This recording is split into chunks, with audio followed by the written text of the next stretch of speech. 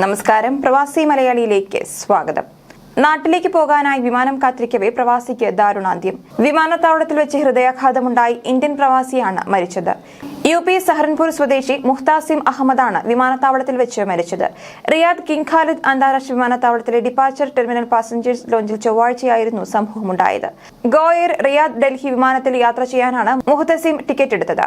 Boarding pass എടുത്ത് emigration നടപടികളും പൂർത്തീകരിച്ച് വിമാനം കാത്തിരിക്കുകയായിരുന്നു. പെട്ടെന്ന് നെഞ്ചുവേദന വന്ന് ഇരിപ്പിടത്തിലേക്ക് ചാഞ്ഞ് മരണം സംഭവിക്കുകയായിരുന്നു.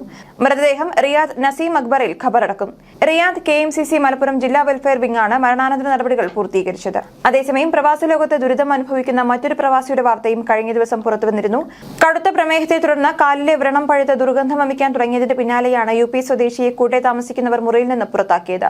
റിയാദിൽ ജോലി ചെയ്തിരുന്ന ഉത്തർപ്രദേശ് മഹാരാജാഖണ്ഡ് സ്വദേശി ജാഹിർ അലിയെയാണ് പുറത്താക്കിയത്. എന്നാൽ ഇയാളെ സഹായിക്കാനായി മലയാളി സാമൂഹ്യ പ്രവർത്തകരായ KMCC സഹായ ഹസ്തവും എത്തി. മുറിയിൽ നിന്ന് പുറത്താക്കപ്പെട്ട ജാഹിർ അലി താമസിച്ചിരുന്ന കെട്ടിടത്തിന്റെ ടെറസിലാണ് കഴിഞ്ഞിരുന്നത്.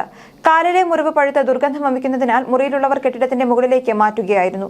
സന്ദർശക വിസയിൽ സൗദി കിഴക്കൻ പ്രവിശ്യയിലെ ജുബയിലെത്തിയ മകൻ പിതാവിനെ തന്റെ അടുത്തെത്തിക്കാൻ റിയാദിലുള്ള ടാക്സി ഡ്രൈവർ സാദിഖ് വല്ലപ്പുഴയെ ഏൽപ്പിക്കുകയായിരുന്നു.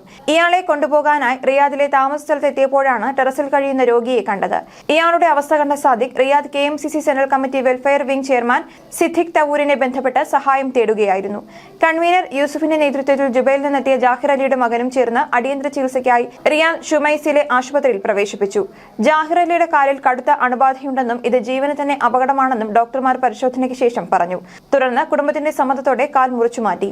അപകടനില തരണം ചെയ്തതിനെ തുടർന്ന് ആശുപത്രിയിൽ നിന്ന് ഡിസ്ചാർജ് ചെയ്ത റൂമിൽ തിരിച്ചെത്തി. എന്നാൽ വീണ്ടും ആരോഗ്യനില മോശമായതിനെ തുടർന്ന് അമീർ മുഹമ്മദ് ആശുപത്രിയിൽ പ്രവേശിപ്പിച്ചു.